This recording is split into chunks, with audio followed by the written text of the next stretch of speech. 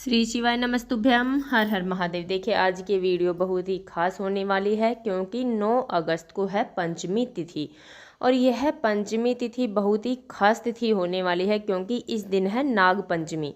नाग पंचमी का सावन के महीने में बहुत ही महत्व होता है। देखिए नाग जो भगवान शिव का विशेष आभूषण होता है वो नाग होता है और इस दिन नाग देवताओं की पूजा की जाती है।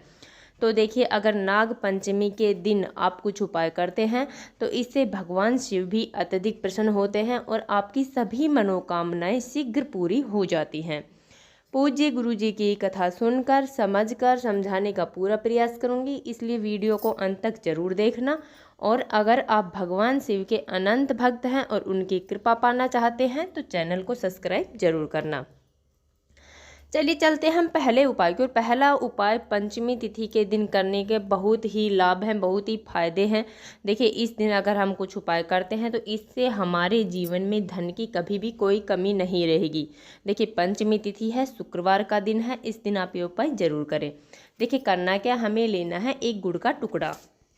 देखिए अगर आपके पास गुड़ नहीं है तो आप गन्ने के रस से भी यह उपाय कर सकते हैं, अन्यथा आप गुड़ से यह उपाय सरलता से कर सकते हैं। देखिए आपको लेना है गुड़ का एक टुकड़ा, उसके बाद में लेना है एक खाली बर्तन। देखिए एक बर्तन लेके उसमें थोड़ा सा हमें जल डाल देना है। देखिए उसमें जल डालने के बाद में हमें गुड़ का टुकड़ा लेकर उसे पीसकर अच्छे से छोटा टुकड़ा तोड़कर हमें उस जल के अंदर डाल देना है, जिससे वह आसानी से पिघल जाएगा, गुड़ वाला जल यह बन जाएगा।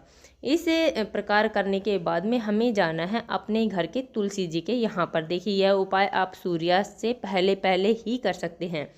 देखिए हमें करना क्या है, हमें तुलसी जी के पास जाकर अपने सीधे हाथ में थोड़ा सा जल हमें लेना है और अपना नाम और गोत्र बोलकर, देखिए जो भी हम ये उपाय कर रहे हैं वह अपना नाम और गोत्र हमें यहाँ पर बोल देना है और थोड़ा सा जल हमें तुलसी जी के जल में समर्पित कर देना है।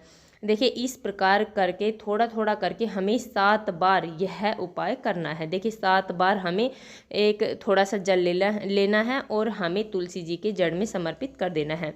फिर हमें थोड़ा जल लेना है, फिर हमें तुलसी जी की जड़ में समर्पित कर देना है। इस प्रकार 7 बार हमें यह करना है। देखिए यकीन मानिए, अगर पूज्य गुरु जी ने कहा है कि पंचमी तिथि के दिन अगर आप ये उपाय कर लेते हैं तो इससे आपके जीवन में धन्य धान की अत्यधिक वृद्धि हो जाएगी।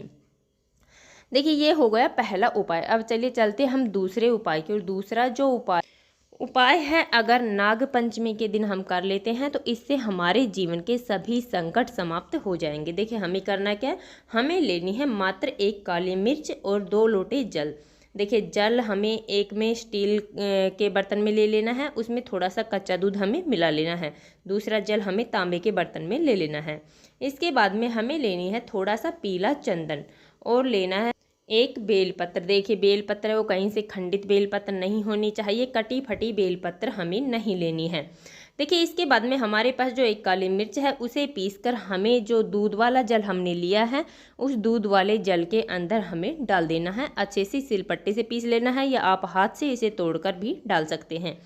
इस बाद में हमारे पास जो एक बेलपत्र है उस एक बेलपत्र के जो बीच वाली पत्ती होती है उस पत्ती पर हमें पीले चंदन से अच्छे से लेपन कर देना है। देखिए लेपन करने के बाद में वह एक बेलपत्र हमें भगवान शिव के शिवलिंग पर श्री शिवाय नमस्तुभ्यम का जाप करते हुए समर्पित कर देना है। देखिए पत्ती का मुख है वह हमें अपनी तरफ रखना है, डंडे का मुख है वो हमें जलाधारी की तरफ कर देना है। इसके बाद में हमारे पास जो काली मिर्च मिश्रित जो जल है दूध वाला है वह उस जल को हमें भगवान शिव के शिवलिंग पर धीरे धीरे समर्पित कर देना है, श्री शिवाय नमस्तुभ्यम का जाप करते हुए। देखिए उसके बाद में हमारे पास जो तांबे के लोटे में जल है उस जल को हमें धीरे धीरे श्री शिवाय नमस्तुभ्यम का जाप करते हुए उस जल को भी हमें भगवान शिव के शिवलिंग पर समर्पित कर देना है। देखिए बहुत ही अचूक उपाय है, बहुत ही खास उपाय है। नाग पंचमी के दिन आप इस उपाय को करना बिल्कुल मत भूलना।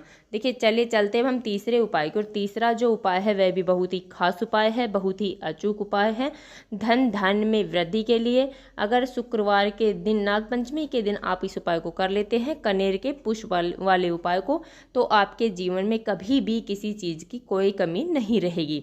देखिए हमें करना क्या, हमें लेने हैं 2 कनेर के फूल।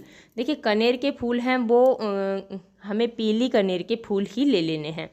देखिए इसके बाद में हमें लेना है एक बेलपत्र। बेलपत्र वो कहीं से खंडित बेलपत्र नहीं होना चाहिए, कटा फटा बेलपत्र हमें नहीं लेना है। अगर आपके पास बेलपत्र नहीं है तो आप भगवान शिव के मंदिर जाइए, वहाँ से बेलपत्र लेकर उन्हें धोकर दोबारा उपयोग में आप ले सकते हैं। ऐसा पूज्य गुरुजी ने अपनी कथाओं में भी बताया है। देखिए इसके बाद में हमें लेना है एक चावल का दाना। चावल का दाना है वो कहीं से खंडित चावल नहीं होना चाहिए, कटा फटा चावल, हमें टूटा फूटा चावल नहीं लेना है, साबुत चावल का दाना हमें ले लेना है। देखिए इसके बाद में हमारे पास हमें लेना है 1 लोटा जल। लोटा है वो हम तांबे का लेंगे, उसमें शुद्ध जल हम भर लेंगे। देखिए जल है वह हमें अपने घर से भर कर ले जाना है, अपने किचन से भर कर ले जाना है, क्योंकि अपने घर से भर कर ले गया हुआ जल हमारे समस्त दोषों को समाप्त कर देता है। देखिए इसके बाद में ये सब सामग्रियां लेकर हमें पहुंच जाना है भगवान शिव के मंदिर में। वहाँ पर जाने के बाद में सबसे पहले जो हमारे पास एक बेलपत्र है, उस एक बेलपत्र को हमें भगवान शिव के शिवलिंग पर समर्पित कर देना है, श्री शिवाय नमस्तुभ्यम का जाप करते हुए।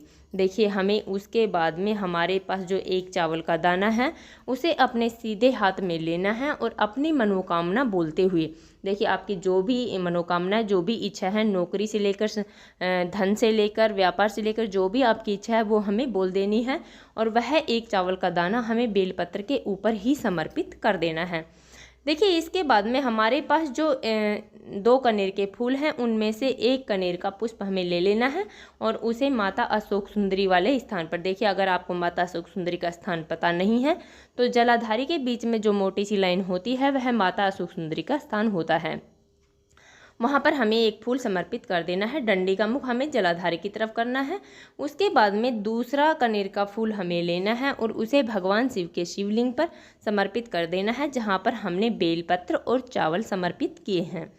देखिए इसके बाद में हमारे पास जो 1 लोटा जल है, उस 1 लोटे जल को हमें भगवान शिव के शिवलिंग पर धीरे धीरे समर्पित कर देना है।